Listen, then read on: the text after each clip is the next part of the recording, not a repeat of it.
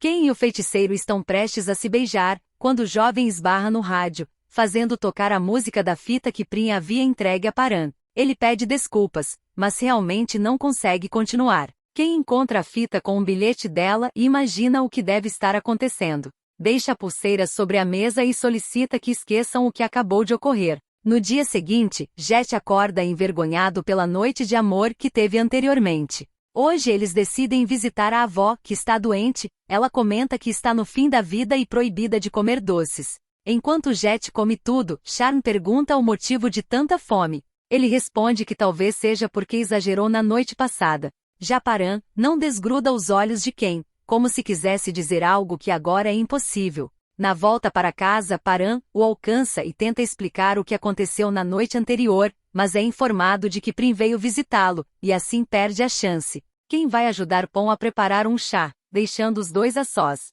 Prim percebe que ele usou a fita e abre um leve sorriso. Ela pergunta se Paran já tem uma resposta para dar. A resposta é uma confissão. Ele gosta de outra pessoa. Pede desculpas por não ter contado antes, mas não quer enganá-la nem dar falsas esperanças. Prim fica desapontada, não esperava ouvir aquilo. Depois que os irmãos vão embora, Paran tenta falar com Ken, mas o garoto não abre espaço para conversa. Sharon dá alguns beijos provocantes no pescoço de Jet e pergunta se ele gosta. Jet responde que não quer mais e que não haverá uma próxima vez. Sharon fica em dúvida se é porque ele não gostou da noite anterior. Jet responde que foi ótimo, mas não é hora de falar sobre isso.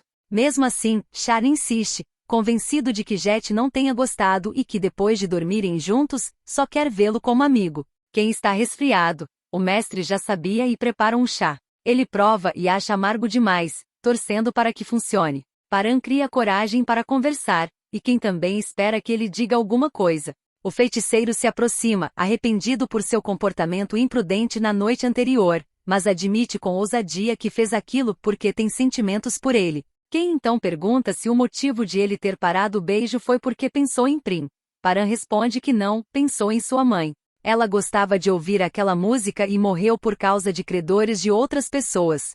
É como uma maldição que veio junto com Ken. Ele não quer mais perder quem ama. Quer aquele momento para ouvir seu coração e dizer o que realmente sente. Eles se beijam suavemente, o gesto é carregado de emoção. Depois, Ken se preocupa achando que o beijo ficou amargo por causa do chá. Mas pelo contrário, Paran parece ter gostado muito e até o acha doce. Ele repete o beijo com ainda mais intensidade. No dia seguinte, Ken vai deixar algo que fez para ele. Abre a porta lentamente e vê o homem sem camisa, cuidando da pele. Ken fica hipnotizado. Paran percebe que está sendo observado. Ken se esconde, mas não resiste e olha mais um pouco, admirando o abdômen do mestre. O feiticeiro o alerta de que o rosto fica mais acima, deixando o rapaz envergonhado. Ken entrega o presente feito especialmente para ele e, curioso, pergunta sobre a tatuagem nas costas. Enquanto mostra o desenho, Paran explica que em uma vida passada parece ter ligação com a serpente Nagan.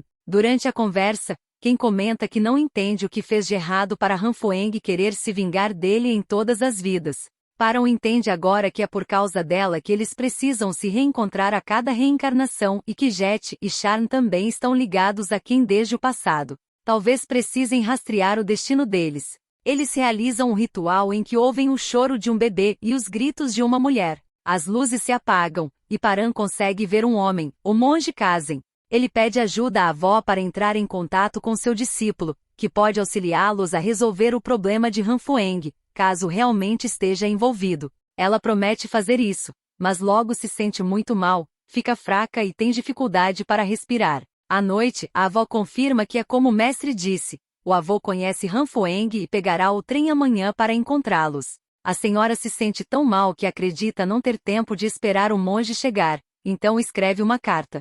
No dia seguinte, Jet e Charm vão até a estação para receber o monge Kazen, pois, quanto mais se aproxima o aniversário de Ken, mais forte o poder de Hanfueng se torna. Esse monge talvez possa ajudar. Só que o trem quebra e precisa trocar de vagão em Burihan, chegando apenas pela manhã. Jet avisa Ken por telefone que ficará em um hotel com Char e pergunta se ele consegue ficar sozinho. Ken responde que sim, já que o mestre estará com ele. Antes de dormir, Ken aproveita para agradecer. Mesmo brigando com ele, Paran sempre cuida dele. O feiticeiro, por sua vez, diz que faz isso de bom grado. Depois de um tempo, refletindo, quem sugere que Paran vá para a cama e durma mais confortável? Ele explica que só de pensar que seus dias estão contados, sente medo de não seguir o coração agora e perder a chance. No hotel, Charn continua chateado, achando que é apenas um amigo, mesmo tendo dado sua primeira vez a Jet. O rapaz pede que ele não haja como se fosse vítima, pois também foi sua primeira vez. Ainda está confuso e não está pronto para decidir. Por enquanto, quer ser apenas amigo. Char aceita, respeitando o tempo dele. Mas logo depois não resiste e tenta beijá-lo com paixão. Jet o interrompe, dizendo que hoje vão apenas dormir de mãos dadas, com as mãos entrelaçadas e os pés balançando. Paran decide que fará quem sobreviver à maldição. Ainda há muitos dias pela frente, pelos pais dele, por Jet, por Charn e por ele. Eles se beijam com intensidade enquanto a chuva cai lá fora. As luzes iluminam o ambiente, tornando-o ainda mais quente e envolvente. Nesse instante, quem pergunta com a voz trêmula se o que estão fazendo é errado. Ele responde com firmeza que se for por amor, não pode ser tão errado assim. Essas palavras são exatamente o que quem queria ouvir. Com a ajuda de Paran, ele retira o colar, e o mestre se aproxima mais. Os beijos se intensificam, os corpos se encaixam com urgência contida. As camisas se abrem devagar, revelando a pele quente e o corpo definido à sua frente. Quem o observa com admiração. Finalmente tem o mestre em seus braços. Ele decide que só quer fazê-lo se sentir bem. Deixa o instinto guiar cada movimento, cada toque. Brinca com prazer, explora cada reação, até que os dois se entregam completamente entre sussurros, calor e o som constante da chuva lá fora. No dia seguinte, quem acorda nos braços dele, que ainda dorme profundamente, e decide não acordá-lo. Charn tem um pressentimento ruim sobre quem, e pede para Jet ligar para ele. A avó surge de repente trazendo algumas sobremesas para o mestre. Quem lembra de dizer que o trem atrasou, então o avô ainda não chegou. Ela pergunta de qual avô ele está falando, e o garoto, confuso, responde que é o monge Kazen. A senhora então sugere que ele a acompanhe para pegar flores de lótus para o monge, dizendo que são muito bonitas. Antes de sair com ela, ele deixa a sobremesa para o mestre com um bilhete informando que foi colher lótus com a avó. Quem pergunta se a flor que pegou é bonita, mas a velha não diz uma só palavra, o que o deixa intrigado. Paran come a sobremesa e logo após engolir começa a tossir sem parar, como se a comida estivesse envenenada ou amaldiçoada. O sangue começa a escorrer pelos olhos, ele cospe uma golfada e fica muito mal. Enquanto isso, quem já remou bastante sob o sol quente e quer voltar, preocupado com a avó parecer doente. Mas a senhora afirma friamente que eles vão morrer. Ela vira o pescoço completamente e diz que desta vez, quem não vai escapar. Balança a canoa repetidas vezes até que ele cai na água e vê o espírito de Hanfueng indo em sua direção. Ela o agarra pelo pescoço e diz que quer mostrar a cena imunda, por tudo que sua família fez com ela. Quem perde a consciência, e a pulseira que antes o protegia se solta. Em seguida, vemos quem na cidade de Ayutthaya, em 1767. Falam que o mestre terá 2 filhos gêmeos. Também informam que a senhora Hanfueng vomitou severamente na noite anterior e foi ao médico, podendo estar grávida. A notícia não agrada muito. O mestre precisa viajar antes disso e é presenteado com uma coroa de flores de Hanfueng. Outro dia, ele encontra a esposa com febre e pede que ela se cuide, pois está na 3ª gestação e já é mais velha. Mas se recusa a dormir com ela, dizendo que tem um compromisso, negócios oficiais para resolver. A esposa desconfia, achando que ele está indo atrás de Hanfueng. Parece que Ketiao está tomada pelo ódio. Em Ubon, 2025, Jet e Charn encontram o mestre Paran caído e inconsciente. O mago, que já suspeitava que algo ruim estava acontecendo, vai ajudá-lo. Ele entoa mantras até que Paran desperta, cuspindo muito sangue. Mesmo enfraquecido, sai desesperado atrás de quem. Os assistentes do mestre correm até o lago para tentar salvá-lo. Enquanto isso, as 2 irmãs são informadas de que Ketiao está em trabalho de parto. Quando o bebê nasce, a parteira se surpreende, a criança não respira. Ketiao entra em desespero, gritando e perguntando por que Deus fez isso. Depois que o filho de Hanfueng nasce, ela sente um amor profundo e decide que não é por amar o mestre, mas por amar demais seu filho. A irmã diz que mandará buscar o bebê naquela noite na floresta perto de casa, e ajudará a espalhar a notícia de que seu filho morreu, assim como o de Ketiao. Ela tenta cumprir o combinado, mas é flagrada por Ketiao, que a acusa de enganá-la. e afirma que seu filho não está morto, apenas quer receber crédito quando o mestre voltar. Ketial tenta tomar o bebê à força, mas Ranfoeng ameaça quem se aproximar. Ainda assim, os escravos são obrigados a obedecer às ordens.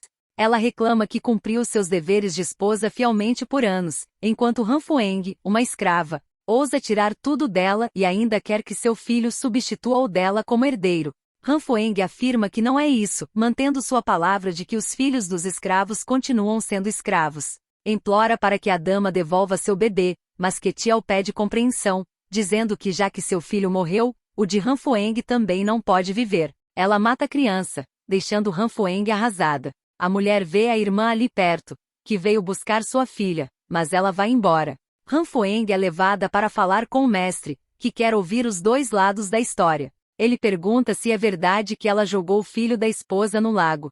Ranfoeng garante que um escravo jamais faria isso, mas Ketial a acusa ainda mais, dizendo que a viu após perder o bebê, que perdeu a razão e se transformou em ódio, vindo roubar seu filho e matá-lo.